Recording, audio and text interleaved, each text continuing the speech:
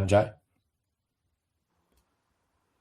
I think we're live anyway, Coach. Welcome to the West Tigers TV. This is the Coach's Report. I'm not at the mic'd up studio, Coach. You're in your Brisbane bunker. I'm sitting at home. We're going to review the Tigers' 36-22 loss to the Dolphins. But before we do that, did you catch any of our podcasts earlier? It was a bit of a throwback. It was Rob fired up in the Red Room. I loved it. Oh, you know what? It brought back memories watching Rob in the Red Room, but it also brought out some of the worst opinions I've ever heard in my life. But anyways, we'll get into that. Okay, well, we won't start there, but a couple of boxing stoushes there we had. Yesterday, though, Coach, was it a missed opportunity for our boys? Was it more the Dolphins winning it or us losing it? Oh, they definitely won the game. I mean, I think they're a class outfit. You know, they've taken, this is their fourth year in the competition now to build into what they've become. They're one of the more elite teams in the competition, and their attack is, it's absolutely elite. Their system is immaculate in regards to how they run their attack, and being able to do it without Katoa yesterday probably is a big tick for them as well. But I was disappointed with yesterday. I thought some of our players, some of the, in those sort of circumstances where the game was on the line and we're playing pretty much for our season at the moment. I thought we should have had some better efforts, and I heard the boys give a few excuses, and some of the things were pointed towards the interchange. But in the modern day and the way the game looks at the moment, I think the players need to be a little bit tougher, and they've got to find a way to get the job done, and they just didn't do that yesterday. Okay, well, just a couple of big picture things before we break down some of the tries, but overall scoreline 36-22. Did that flatter the Dolphins a little bit, given some of the breakdown in the stats? You often talk about completions. That was fairly similar, like low 80s for both teams. Possession was 50-50. They made 6 line breaks to 3. Both teams missed 35 tackles. So it was a fairly even spread in that regard. No, I think the scoreline was pretty much on the money. I think what it told was the difference in class between the two teams. The difference in confidence as well. Like I said, that team has been built over a couple of years now, and their systems and their everything they've tried to become as a club and as a team has been built over the last 3 or 4 years, and it's starting to come to fruition this year. And it's showing with the fact that some of their depth and the work they've put in over previous years as a club has meant they've built themselves a squad now that they can replace someone and have the next guy up, which is something, I think we want to strive to be, but at the moment we're not anywhere near there. But yeah, I think the scoreline, the result, everything sort of reflected what the two teams and the two clubs are at the moment. Well, we'll speak about things that were in our control in a minute. And I know you don't like talking about turning points, but were there fine margins there occasionally? There was that try just before halftime to the Dolphins, and there was a couple of decisions there just before the break where I think Jock Madden, we didn't get a penalty for that, and Jerome went over off of what definitely wasn't a forward pass. Are they excuses? I think they're reasons. Interesting. I mean, I definitely agree with you in regards to the 2 forward passes. Contradictory, but a lot of that's the refereeing system with the touch judges and where they're positioned, and I think that has a bit of an impact on how they, rule that. But the Jock one, for example, for me, it's not a penalty, but the way they've been calling it, and usually sometimes the injury and the effects of what happens afterwards can have an impact, and they didn't change it. That's where you sort of sit there and you're a little bit frustrated. And Benji said that in his press conference that he doesn't know what the bunker can and can't rule on at the moment. So it's frustration, but I'm not going to use that as an excuse. Well, you hinted at maybe some average efforts by some of our boys. Benji did say what we could control is that we didn't defend our errors yesterday. Is that the part of our game that he would have been most disappointed at? At times we did. I just think sometimes, and I don't know why he doesn't sort of expand on it a little bit more, our players are so bad at breaking system defensively. And sometimes you just think to yourself, especially those guys that are coming up from reserve grade, and you'd like to think when you come up from reserve grade, one of the things you should be doing is you should be getting to first grade, and you should be following everything you're taught throughout preseason and throughout the season in regards to what our systems are defensively. But the moment they get to first grade, and they do it a lot in New South Wales Cup. I mean, New South Wales Cup smashed Manly yesterday, and I watched that game, but I actually wasn't impressed at all with New South Wales Cup yesterday. I just think that they're guys that are playing in reserve grade with no intent of playing in reserve grade, and it's pretty disappointing, to be honest. And it sort of tells me a lot about where our club is at, because I think your New South Wales Cup team or your reserve grade team can dictate a lot of what your first grade team looks like, and that's why I think that's what worries me a little bit. I just worry about the fact that when those guys get into first grade, their motivation into wanting to basically fight for a spot and try to keep a spot in first grade is just not there at the moment, and that's the disappointing part for me. Just on that, like you're mentioning breaking defensive system, is that individual players who are coming up responsibility, or is that the defensive coach John Morris's responsibility, or a lack of connection between the State Cup side and the first grade side, or just a lack of quality of the guys coming up? Well, it's hard to know what the coaches are telling them because obviously we don't have access to that. What I will say is when you see player A and player B be so disconnected who defend side by side, especially on an edge, you sit there and you start to question, well, someone's breaking the system, someone's making a mistake here, and why does it happen so often? And in that first half, and the Dolphins have an elite attacking system, especially on their left edge. It's their players are taught brilliantly to dig into the line, but not only dig into the line, they have the subtlety of being able to double play, which basically Cody Nigarima does that a lot, where he sort of fakes the throw a pass, makes the defense make a decision, then he reacts off the back of that. They do it elite. They do it better than most teams in the competition. But the way to combat that is supposed to be by sticking to your systems and your systems defensively. Now, in most cases, what teams try to do, and you give them the tick in regards to the Nafahu try in the second half, is you want to force the opposition to have to score in the corner. At no stage should anyone be able to go through you. The question mark becomes that, and I'm sure you're going to talk about a couple of these tries, is you see a connected defensive line and then one person makes a decision. Now, usually when one person makes a decision in the defensive line, everybody else is supposed to react in a particular way. Our guys will make a decision and no one else will react to it. Or someone will make a decision that they don't really need to make, and then it automatically just compromises our whole defensive line. So it is a little bit frustrating to watch at the moment defensively from our end.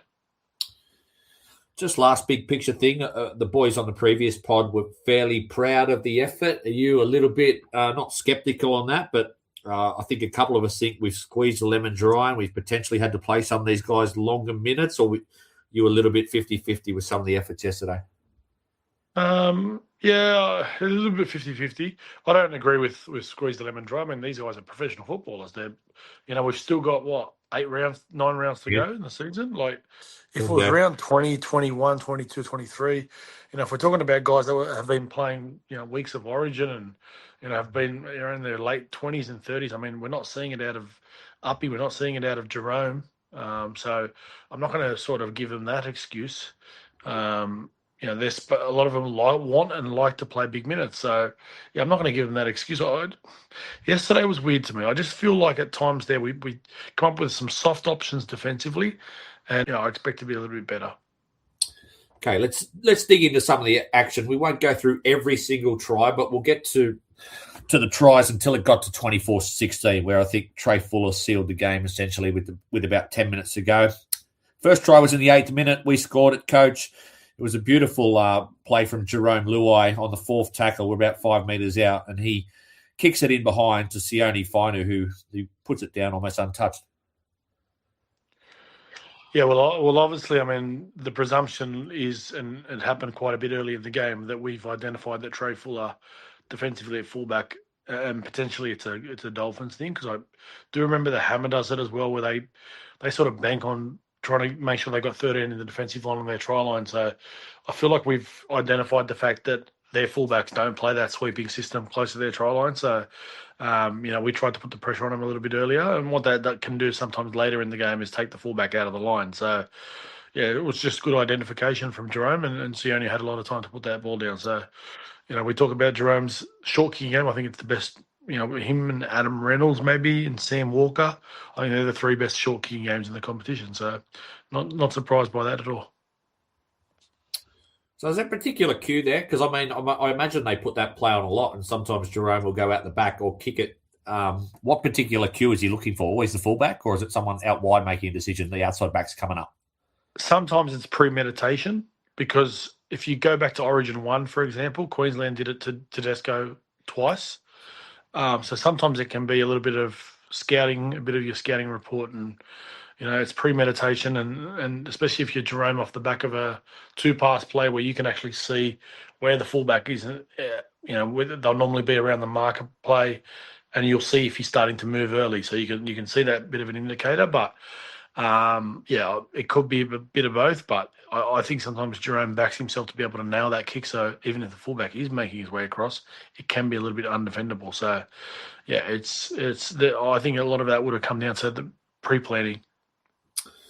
Okay, well, in the 18th minute, the Dolphins level the score. They make it 6-all. It's a lovely ball on the surface of it from Cody Nikarima to Herbie Farnworth, who goes straight through the gap between Patrick Herbert and Tito Taruva. I noticed Jock Madden attracted, I think, to a decoy runner. Was anyone at fault there, or was just good ball playing by the Dolphins? Well, look, the first thing I'm going to say is, like I said before, the Dolphins on that left edge, their ability to strip your numbers is incredible, and they do it better than any other team in the competition. And usually, they do it with the pass more so than the run. So, yeah, you've got to give them credit from that perspective. But at the same time, from our perspective, like I said to you before, you don't want to break system, and the system in that situation, from Tito's perspective, is you got to force Herbie to throw one more pass. You don't allow him to score on the outside. Now, who was the player? Cody does a brilliant job to sort of double pump his pass, but you've got to hold your nerve in that situation. You've got to stick solid on your inside shoulder and make him throw the pass. Now, does Nafahu probably score if Tito sort of protects his inside shoulder? He probably does, but we make them throw the extra pass. That's the key. The key to this is, if Herbie Farnworth catches the ball and runs through a gap, he's going to score. If Herbie Farnworth catches the ball and then has to catch and pass, well, that's 2 more skills he's got to do, and he's got to do there's 2 more skills that the Dolphins have to do, and they have to do it well. That is Herbie passing the ball. That is Tavita Nafahu. I'm talking about the wrong player all of a sudden. He needs to catch the ball as well, whereas obviously Farnworth catches it, he just catches it and scores. So that's why the system is what it is. You've got to force the opposition to make it as tough as they can to score a try, and we just didn't do that yesterday, and especially in that moment. Okay, it's back and forth for about 10 minutes, but in the 30th minute, we hit the front again. 5 metres out on the right-hand side of the field. It's a big left shift. Jerome throws a really nice sort of rainbow ball that looks like it's going to send Strathfield Toa down that touchline, but he sort of cuts in and manages to beat 3 or 4 people. He had plenty of work to do there.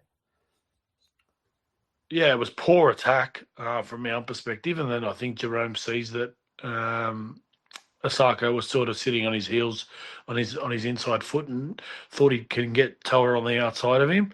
So he throws a nice looping pass to him, but at the same time, the Dolphins are going to be really disappointed with that, because they should have stopped that play. I mean, you shouldn't be letting a winger beat 3 or 4 of you. So I think it was a little bit of too much commitment. But to credit to Strathfield, we know that he's done it against some of the most elite players in the competition. He can break a tackle and he can score a try in that situation. So I think it's positive from his perspective to give him that little bit of a boost in regards to his attack and his physicality with his attack as well. Has he been rejuvenated the past couple of weeks, Strathfield, or maybe just kick up the arse because he hasn't been picked at centre, or maybe just confidence returning? Potentially. I mean, we also don't know we know he had injuries, and he's had injuries for a long time, and especially when it's things like your arm or your shoulder, and I think he's had elbow issues. All that sort of stuff can be around confidence as well. So it could be a whole heap of things. He could be not as banged up as he was sort of at the start of the year and then over the last couple of weeks. So, they're potential reasons, but confidence, doesn't matter who you are in the game, plays a big part in it as well. So, and I'm guessing he's been down on confidence. So, yeah, it's a welcome improvement for us for sure.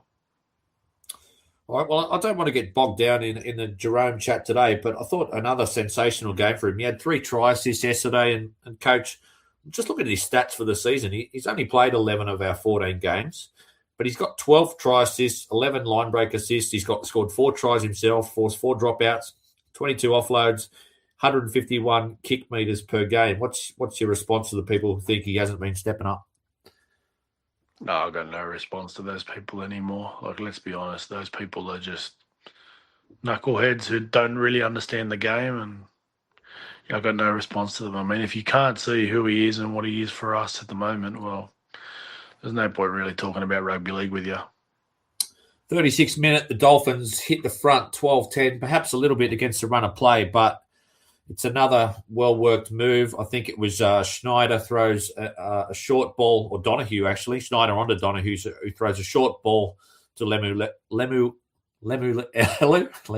I'll go with that, who squeezes between the space between Heath Mason and Macassini. Was that a bit of unlucky timing for us? Because I think both those guys were pretty fresh on the field, and did it show in that try there? Well, from my perspective, there was absolutely no reason for Heath Mason to come out of the line there. Like, I get why he was trying to do it, but realistically in that situation, there was no threat with where they were coming from. So you can sort of get up, be aggressive, stay square, and then be a little bit passive. But he decided to come out of the line. Now, the thing with that is, me saying that, also you then move on to the next person, which I think was Macassini at that stage, was playing right centre. If Mason makes the decision, and let's just presume for a second it's the wrong decision, part of the defensive principles in regards to how you teach teams is if someone makes the wrong error, well, let's make it together. So in that situation, because Mason has come out of the line, well, Macassini needs to sort of continue on with the space that they had and sort of come out of the line with him. But you can sit there and talk about and give excuses, and I reckon I've done that in the past, where you've given excuses to the boys and talk about lack of chemistry and not being able to, gel defensively and not being able to defend together as much as possible. But when you're at this stage in the season, the inside bloke doesn't really matter. The system hasn't changed, so you've got to be able to follow the system a little bit better. And that's where some of our young guys at the moment, they're just not doing that well enough, and it's disappointing. Just on Macassini, I think Junior said in the previous podcast that he would put him back to State Cup for the rest of the year to play left centre. Do you agree with that or not? No, I'd put him on the left wing. In first grade? Yeah, in first grade, especially if I'm putting him on the left wing regardless. I mean, my feelings around Patrick Herbert. Like, to me, Strathfield should be our right centre. And I understand why he hasn't been our right centre, but as long as he's got a little bit of confidence back in his game, I know we sort of judge Patrick Herbert off sort of small things, but I mean, not to kick a man when he's down. The reason why Patrick Herbert got injured yesterday is a knucklehead decision of how he tried to make a tackle on the bloke yesterday. Like, he does some things where I sometimes sit there and question why he's trying to do certain things, but the way he was trying to make the tackle on someone that was not necessary, actually caused the injury. So, yeah, to me, Macassini's just got to be our left winger. Tito's our right winger. Strathfield's our right centre, and Talon's our left centre. And then you just rock and roll with that for the rest of the year, as far as I'm concerned. As long as they stay injury free, obviously. Just on our injuries, Coach, it's been pretty freaky. Like 4 shoulder dislocations to separate players this year. I think 2 pecs, Royce Hunt and KPP. Is that just the swings and roundabouts of football? Because we got the best in the business there in Peter Musa, or would that the sort of thing that he'd be looking at and going, is there anything we've done here that potentially has exposed us to this, or it's just rugby league? They'll look at that. They'll look at that for sure. But yeah, it's a bit of a worry. I mean, I know there's people I know that that whether they're right or wrong, that they think we're getting a little bit of karma by the way we behaved as a fan base after the Raiders game or during the Raiders game. Because the reality is, ever since then is where we started to really cop a lot of that stuff. But I don't know whether you believe in all that sort of stuff. But yeah, I don't know. It is a weird one, isn't it, Eddie? Now, the thing is, I know we've changed the way we've trained this year and how our preseason looks, and maybe it's the fact that the players aren't used to that and their bodies aren't used to it. But mate, I'm not smart enough to know that sort of stuff. I mean, those guys that work in that sort of industry will know more than us. So yeah, that's for them to work out, to be honest. Yeah, I mean, I assume it was mainly the same performance staff last year, Coach, and we had a great run with injuries. But it's also we weren't as fit. So sometimes you've got to sacrifice. Yeah, you've got to sacrifice a little bit of your physical toll and what you put into your preseason, because your preseason really does dictate what your season's going to look like from a physicality perspective. Now, figuring out what the balance is in regards to loading and what sort of training you do can one affect your your fitness levels, but then it can also affect the physical component. But mate, I'm not smart enough to know that sort of stuff, so I'll leave that to the experts. And just that scoreline at half time, what do you think Benji would have been thinking down 12-10? Because I mentioned on Clause Out that a few times this year I felt like we've almost dominated the field possession and the energy in first half. So I'm thinking about the Brisbane game, maybe the Bulldogs game, and have come in like almost behind or slightly in front. Even that Raiders game we completely dominated. Is that just lapses defensively or not capitalising in attack or combination with the injuries? I think it's a combination of everything, but the position we're in at the moment, the way we're playing, the way we're thinking, the way our confidence is, the personnel we've got, I think it just makes it really, really tough for us at the moment, and we need things to go our way. If things are not going our way, well, we're going to struggle. I said this privately to you guys. I think we're a team that's got a squad of about 18 first graders at the moment, maybe 19 if you want to be fair. And until you get to a stage where you've got about 24, 25 first graders, you're going to struggle. And we're at the bottom echelon of that. We're just one of those teams that cannot afford to have injuries. I mean, we've shown that we can deal with one injury, at different stages throughout this year. But the moment we have multiple injuries and suspensions, well, we're really, really struggling. Because like I said, those guys, I mean, I have all the respect for the world that all these guys that are playing in RL and are top 30 contracted players. But, a lot of these guys that are coming into our team, they're not first graders. They're guys that I couldn't see them playing first grade at other clubs. I know we've got other people out there that talk about the worst part for me is we don't have. I don't think our New South Wales Cup squad is very good. There's a lot of guys that people talk about in our New South Wales Cup side. I don't think any of them are first graders. Besides Javon Andrews, I think that's the one that I'm starting to see a little bit more from him. But I don't know whether he can do it week in, week out. Moving forward, I worry about him physically a little bit with some of the stuff he does. But yeah, and then obviously our flag guys that we're seeing coming through. I mean, there's a couple of them, and there's a lot of them that are talked about and highly touted. But again, I don't know whether they're first graders. I think they're guys that are going to be at the bottom echelon of, what we want. But I don't know if they're full on first graders who are going to have an impact on winning or losing for us week in, week out. So I'm a bit concerned with our squad at the moment. You raised that earlier, and I just want to get your take because New South Wales Cup had a big win yesterday, I think. I know it was against a Manly side coached by Brett Kamali that I think has lost 11 in a row. So it wasn't like they were knocking over a great side. But are you concerned more at like some of their habits, just watching them or not playing as a team or guys playing for themselves? Because like on the surface, it was a big win. I think from a professionalism perspective, like you watch some of the good clubs and you watch their New South Wales Cup teams, even when they lose, you can see that their system looks exactly the same to how they're playing in first grade. And their intensity of what they do is real high quality. I think our boys don't show that at New South Wales Cup, and I've never seen it from the Magpies New South Wales Cup team. I've never seen that. I haven't seen that for a very, very long time. So that's the sort of stuff that concerns me. But then also you look at the talent, and I'm one guy's opinion purely, right? But some of the talent we have coming through those grades, it concerns me. And I know we like to look at things from a highlight perspective. I think Jack Addard, probably I forgot about him. He's another one that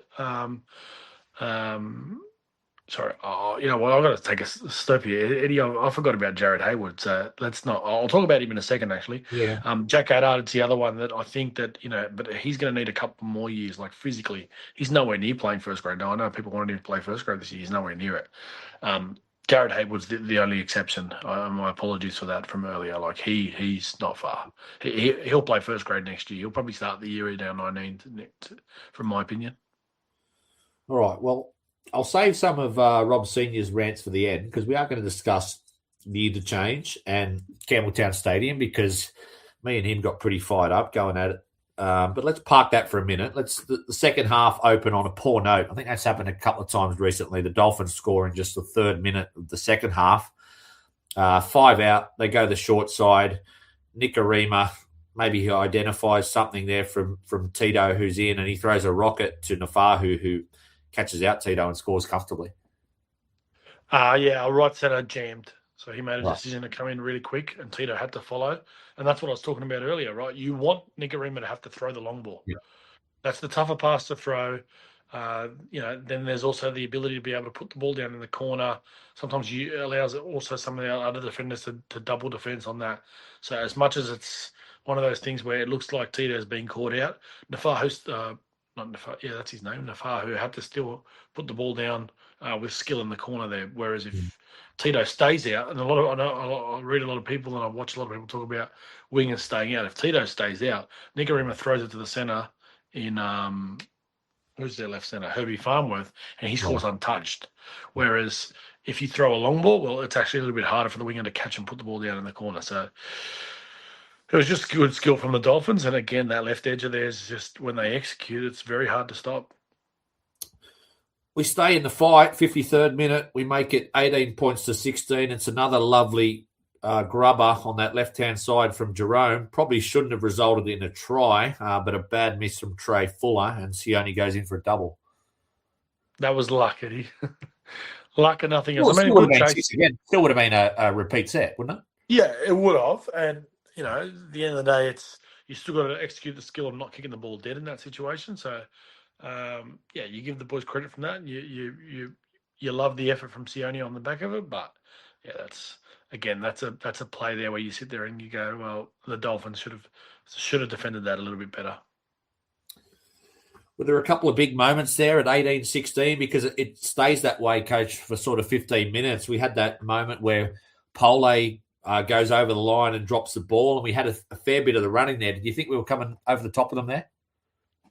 I think we had the chance in those times to capitalise on some opportunities and put a bit of pressure on the Dolphins, but what that period probably did for them was it built a little bit of confidence in that. They took our toughest punches and basically just meant that they just felt like that we weren't going to get through them, and that probably broke us a little bit. Off the back of that being able to score. But yeah, this is the thing with rugby league. You've got to be able to take those chances, especially in these sort of games where you're probably not favoured to win. You've got to be able to take those chances, and we just didn't. Just again, something that I think one of the boys, Rob Senior raised it on Claws Out. I noticed it a few times yesterday, but I just wanted to get your take on it. Terrell May sort of taking some of those hit ups on the third or fourth play when we're on the attack. Is that him getting in the way, or is that our halves responsibility to get him out of the way, or is that just a broken play, or is that something that might be in the game plan where they're setting up for the next play? Hard to tell. I mean, the reality is it's on the dummy half because he's the one that passes him the ball. So, if you want to blame anyone, you blame the dummy half because at the end they're the most important person on the field. They take the option of who they pass the ball to. So, the only thing I could potentially think of is especially on fourth tackle, sometimes they're trying to lay a line to a particular spot to kick from a certain part of the field. But, yeah, hard to tell. And I know a lot of people talk about that he sometimes gets in the way, but I think he's got a little bit of football in him, especially when there's a little bit of ad-lib football going on, that he likes to get his hands on the ball. And, he almost created an opportunity for Taylor yesterday where he threw that massive cutout ball. But, yeah, it's the least of our worries at the moment, to be honest. 68th minute, and this is the last try I think we'll break down individually, unless you want to go further. But I think Trey Fuller seals the game. He goes between two tired forwards. I think it was Terrell and Sione. Was that potentially a supporting point for Rob being critical of forwards playing too long in the game and not trusting our bench, or was it just a poor miss? No, there's no support for Rob and Rob Jr. in regards to our interchange yesterday. Okay, let's just put. Well, go off the leash. What did, because we had the two injuries in the first half to Herbert and to Jock Madden, so I assume they were two fairly obvious changes. But I think Senior particularly was critical of not injecting maybe another forward into the game earlier. Was that possible, or in the second half when we were starting to potentially get some big minutes into guys like Seyfarth and Sione and Terrell played the 80 yesterday? Well, I think Benji was trying to win the football game. I think that's the most important thing to understand. He was trying to win the football game. And the reality is, when you're trying to win a football game, you want your best players on the field. And, for example, use someone like Terrell. Terrell's proven that he can play 70 to 80 minutes. Now, in that sort of case, I'm gonna sort of chop and change here. Like Junior, for example, talked about starting some of our lesser players. Well, what we've also seen this year is if we don't start well after 15, 20 minutes, we could be down 24-0 and the game's gone. So you can't assume anything in a game. And we're in a position right now where you can't even assume we're going to be in the game at the 70th minute mark. Now, that was the case yesterday. But from my angle, it sort of looked like Benji was going to ride them as hard as he could for as long as he could, until he basically couldn't ride him any further. I mean, even from Uppy's perspective, when he put Lanyon on, he kept Uppy on, and then because he just knew that he probably couldn't afford to give him a break to try to win the game. Now, it's easy to say, well, give him a breather, but in that, we've seen it happen in that breather, in that period where you've got a couple of guys who don't belong on the field, your Charlie Murrays and your Maverick guys. These guys are not first graders. We've seen it the other week, and we all talked about it and spoke about it. So you sort of can't sit there and ask why. And I've told the story before. I've coached teams where I've used 14 players because the players 15, 16, and 17, respectfully, were not good enough. And that's just sometimes the way the cookie crumbles. And we've talked about the fact that what our squad looks like and the fact that we don't have any depth and those guys aren't up to standard. And that's just the situation we're in. So I think Benji was just trying to win the game, but going back to your point about the missed tackles, no, Terrell and Sione have to make that tackle. There's no excuse. You've got one job in that situation, and that's to make the tackle. Being tired, don't be tired. Don't miss the tackle. That makes the difference between the great players and the good players. It's that simple. Like that lack of trust from Benji and guys like Murray and Guy, you can't argue that that's not justified based on what we've seen. But is there a potential there for guys like Terrell to run out of steam in the last 6 or 8 weeks of the season, or that's the cards we've been dealt this year? Well, we've got to be in the season for them to run out of steam. I mean, there's no point in conserving them. I'm going to give you a bit of a scoop from my perspective. I think the season's done. I think we're gone. But yeah, there's no point conserving them. You might be able to shut them down a little bit later in the year if we're out of finals contention, and maybe minimise their minutes a little bit. But yeah, at the moment, you're all hands on deck still trying to save the season. I mean, you look at Taylor May. Taylor May talked about that his shoulder's absolutely hammered, but they're going to give it a red hot crack. So I don't think they're trying to conserve anything at the moment because we're in survival mode and we're trying to keep our season alive. So it's hard to tell those people who are in the competitive market and they're sitting there trying to compete and trying to do everything they can for our fans and our club to try to win football games to keep ourselves alive from a finals perspective, is to worry about what's going to happen in 2 or 3 weeks' time. It's not possible. Coaches and players are not built like that. That's interesting for you to say that, though, that you think realistically we can't make the 8 now. Is that based on some of the habits you've seen the last couple of weeks, or is it purely looking at some of the evidence of our backup players and realising they're just not going to get us to where we want to be? It's our roster. I mean, if everyone was back this week, for example, I'd say to you, mate, we're a red hot chance. And Rob was talking about it before. Like, if we have our best 18, mate, we're a top six squad. I have no doubt about that. But unfortunately for us, we just once you go past that stage, I mean it just becomes where you just can't fill those gaps, unfortunately, and that's just where we're at. Both back rowers pretty much, they're still another 4 weeks away, so minimum 5-6 weeks away, I think, for Samuela, and then KPP till the end of the year. So yeah, we're unfortunately, I think our season's done. Can you say, I know they won't, I assume, do this if they do a review at the end of the year and say we finish on 10 or 11 wins and just outside the 8? Can you say, well, we were just unlucky this year for injuries, or do you actually have to say, no, we have to do better? Because I think even if we don't make the 8, we're building something and we may get the reward for it next year, perhaps. Yeah, look, I think my concern is what I said earlier. I mean, I don't know what's our squad going to look like next year because we haven't signed anyone. I mean, we've heard about the Avarillo signing. But I Yeah, don't know if that's going to I be mean, a there's concern. rumours that some of our better backups like Toa, Royce Hunt, and Seyfarth might be on the chopping block. Well, yeah, I mean, they're the $1 million questions. I mean, that's what our squad's going to look like. I know a lot of people bank on what we've got. I don't think we've got depth, especially in the forwards. We don't have depth. Mm. Yeah, there's not one forward that played yesterday in New South Wales Cup who I think is going to impact winning and losing and be a part of our team moving forward. And in the Jersey Flag, I hate to say this, I think there's only a couple, and even then, I only think one of them is going to have a significant impact. And this is just my opinion. Yeah. So I'm a little bit concerned, to be honest, with what our depth looks like. I think we're going to have to go to market and figure out a way to sort of, fix that little jigsaw puzzle in regards to what our squad depth looks like next year. And, that's not going to be easy. And it's going to be a challenge for Benji and Shannon and the like. But, yeah, that's the job for them to do. I think the club has, like you said, gone all in this year, and we don't just want to give up on the season. And you referenced Taylor May there playing with, his shoulder just totally strapped up. Is there anything the club can do before June 30? Should we be on the lookout for a forward from one of those lower teams like the Dragons or something, or do you risk, discombobulating your salary cap if you make a panic signing like that halfway through a year? No, I mean, you can make it work, but you'd have to move someone because we don't have any roster space. Like, I know it's Right. easy for us to sit there when we need to sign this, but you have to have roster space. I mean, I know we've just signed Hayes Dunster.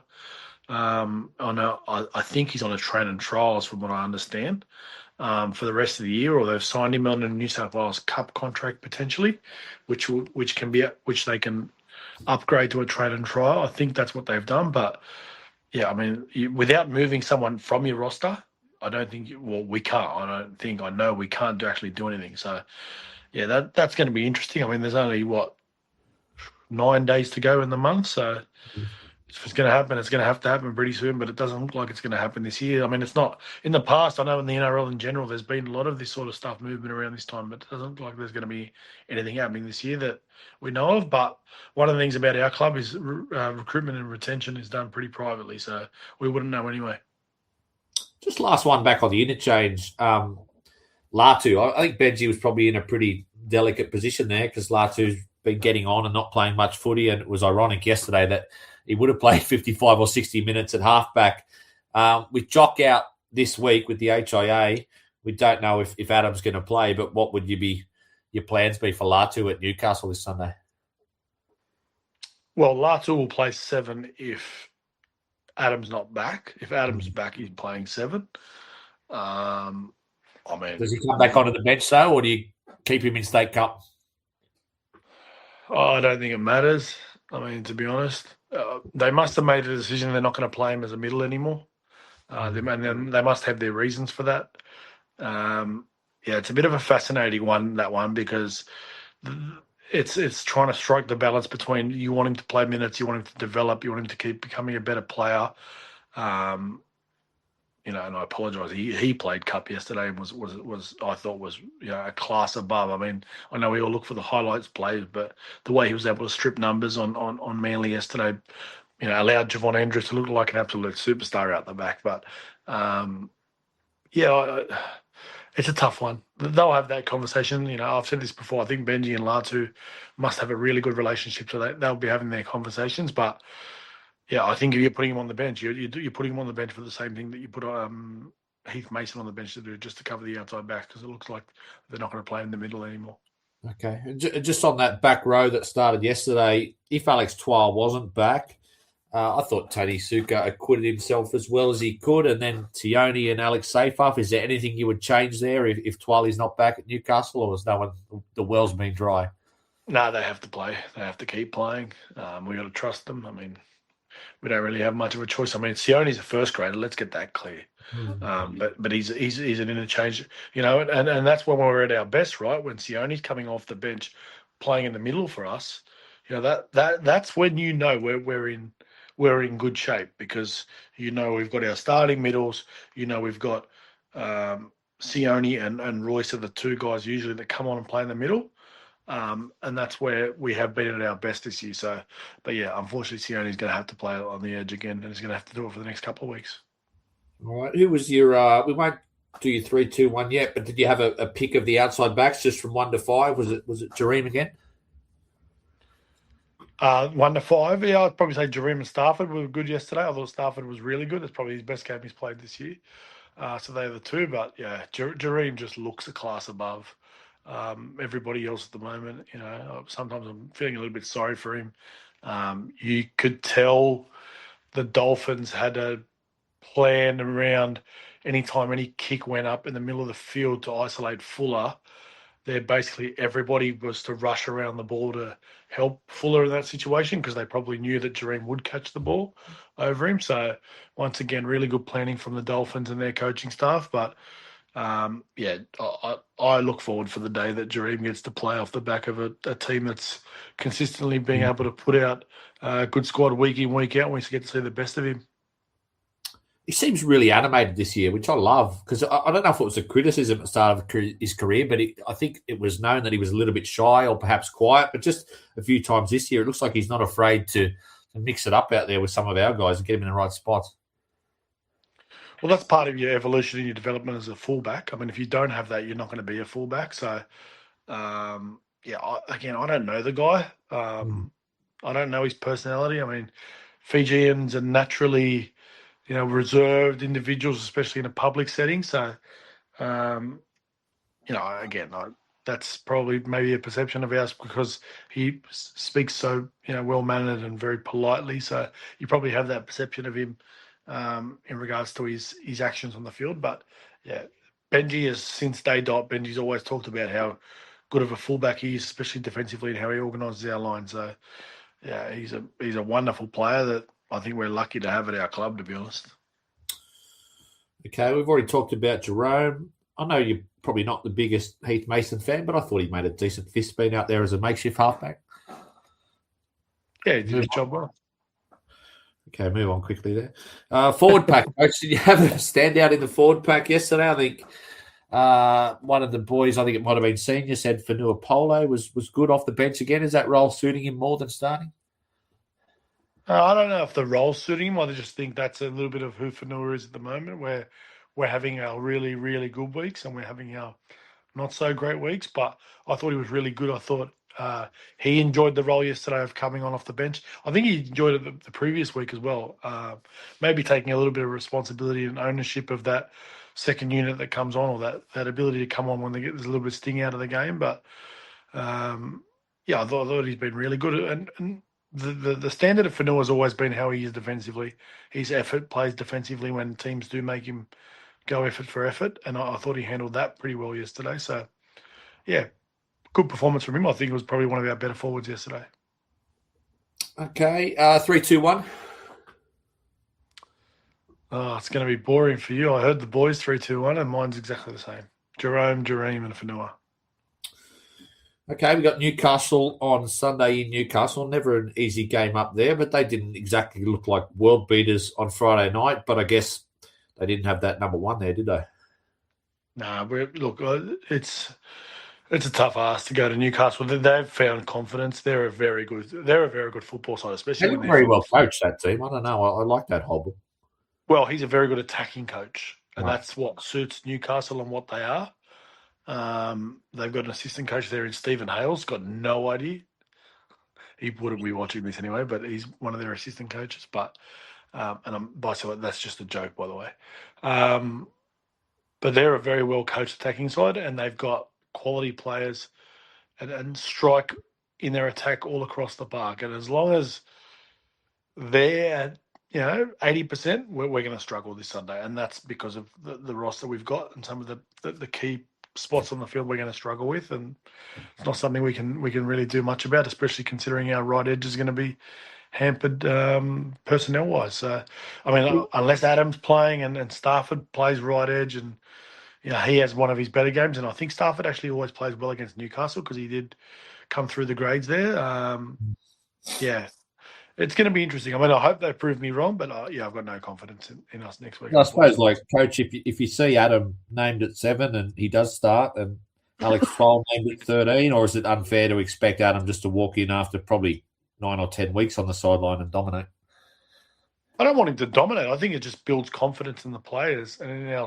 in the type of football we like to play. I think that's the biggest thing about guys coming back from injuries is the other guys get to look and go, well, there's our first choice seven, and there's Twali back. There's our glue in the middle of our field. There's a little bit of a weight taken off my shoulders as Terrell May and as Fanua Polo and as Alex Hayfarth. I don't have to do as much as I've been asked to do because of the fact that we've got one of the guys that does a big job for us coming back. So they're the sort of things you look forward to when those guys come back. But yeah, it's going to be interesting to see whether they are back this week. For 4:00 Tuesday is going to be an interesting time for us. All right, Coach. Well, I'm not letting you off the hook because we got into it about Campbelltown Stadium, and Rob made me sound like I was a Balmain dinosaur and I'm romanticising. But, I know no one gives a stuff who I played Aussie rules for West Magpies, and I live just around the corner from the old West Ashfield Leagues Club. I don't mind the odd Chinese feed there with some of Rob's mates from the Holman Barnes group. Not that I know any of them. But my point is, we've got 8 or 9 home games there next year, Coach. And I look forward to going to Campbelltown. I like going out there. And I genuinely hope we win out there. But I'm sure you heard a little bit about that debate. I think I mentioned it to you last week. Is it more our players don't believe we can win out there? Or is it just Rob Senior said, look, we wouldn't have won anywhere in the world yesterday because we had no bench? Look, I'll say this, right? And I was at the club I spent, 4 years at the club. The reality is when it was Leichhardt week, everybody was excited, really looking forward to it. Leichhardt is a different experience. It's a different type of experience, and the players were the same. The other thing you got to remember is we train at Concord, so Leichhardt's around the corner. We're a lot more connected to that area. We're not connected to Campbelltown. So from that perspective, that's important. Now, let me go to Rob Senior first because he doesn't get a chance to reply to this, which makes it even better. He actually said that I guarantee you, he gave us a hypothetical that if all our forwards play, we win yesterday, but then he didn't want to say that if we played at Leichhardt because you can't guarantee it. Now, if we played at Leichhardt yesterday, I don't know what the result would have been. Can't guarantee it. We would have won. We would have lost. Does Leichhardt make a difference? 110% does. I don't. You can argue with me for 3 years about this. Not just for the fans, not just for the referees, the players. Most importantly, the players play better at Leichhardt. The girls, even the girls used to play better at Leichhardt. The girls used to be excited about playing at Leichhardt. Campbelltown was just our home ground, and I know people are not going to like me saying this. Campbelltown was just our home ground. Leichhardt was where we got excited to play. It's always been like that. It always will be like that. And that's just the reality of it. It can't be like that next year, though, because there's no games at Leichhardt. Does the club have to do more to change the mentality? Do we have to go out and train there more? Or do we have to? I know Richo made a big effort to build an office out there and get some stuff going. Is there something we can do? Or are you just purely talking about the way Leichhardt Oval's designed and how it is, that it's just naturally a better atmosphere there? No, I'm talking about the energy of everybody leading into the week of playing at Leichhardt. That's what I'm talking about. What do we need to do next year? We just need to win football games. I mean, you can't worry about if you're playing at Campbelltown and Leichhardt from a player's perspective. Now, I know there's the natural, if I'm travelling, if I go to Sydney or I go to Melbourne, one city I'm going to be excited about more than the other, right? I love them both, but one city I'm more excited about travelling to than the other because it just brings a different energy to me. But the reality is when I go to both cities, I'm going to want to enjoy myself. Same with us. It doesn't matter where we play. Yes, we can be a little bit more excited about Leichhardt. Yes, it does that for us. But when we play at Campbelltown, we just got to win. It's that simple. I mean, we just got to become a better football team, better football club, better football everything. So, yeah, it's a little bit of one of those things where I think we use it as a bit of an excuse. But then you can go back and look at the facts, and it does show that our win record's better there. So use those facts and those statistics. Sorry, use those stats to support whatever narrative you want it to support. Fair enough, Coach. Well, I hope you found that last 50 minutes or so a little bit therapeutic because it was a tough weekend for the Tigers, but we've had worse weekends. And the good thing about rugby league is it's not like the Olympics. It's not every 4 years. It's on again next week, isn't it? Yeah, and I will apologise in advance. Next Sunday I do have a very important family event that I've got to be at. So, unfortunately, win, lose or draw, I won't be able to do this next Sunday, we might chat to the boys and try to find a way to potentially do it at another time or something like that from a review perspective. But yeah, I just hope the boys play well next week and we get a few troops back. But yeah, my breaking news tonight is I think our season's done. Just one last thing before you go. Origin, what's going to happen in Game 3? Are you? I don't want to bag Laurie Daly because he was an unbelievable footballer, but I don't think I've ever seen a coach look more lost or sound more less confident in what he's saying. Is that just his nature, or just the vibe he gives off compared to Billy is chalk and cheese? Well, let me say this to you, Eddie. When someone hires a barista to work at a cafe and that barista doesn't know how to do his job, you look at the person who hired him.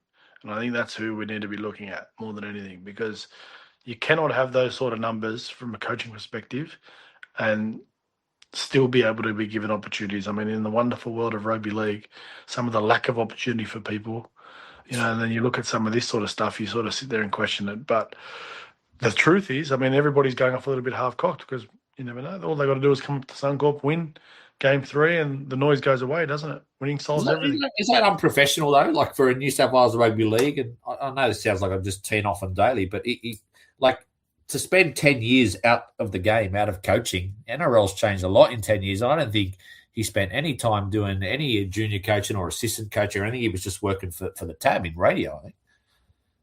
Again, you question those people that hired him. What made them think that when Michael Maguire stood down as New South Wales coach, when they looked around at the options, and the reality is when you look at options, you're looking at options to make you win. That they decide that let's go to Laurie Daly. It's staggering. No. Do you want me to give you the word or the sentence? It's job. They call that jobs for the boys. Okay. All right, Coach. Well, have a good week in sunny Brisbane. Has the sun come back there, or is it still pissing down like it was the last couple of weeks? Nah, it's been good. I think there's a bit of rain coming this week, but that's what we expect up here at the moment. So, yeah. All right. Well, enjoy your family event next Sunday, but we'll see you soon, Coach. Hopefully it's after a West Tigers win. Hopefully the South Logan Magpies can start winning again as well. Just got to win those close ones, Coach. It's all about the close ones. Let's not go there. See you, mate. See you guys.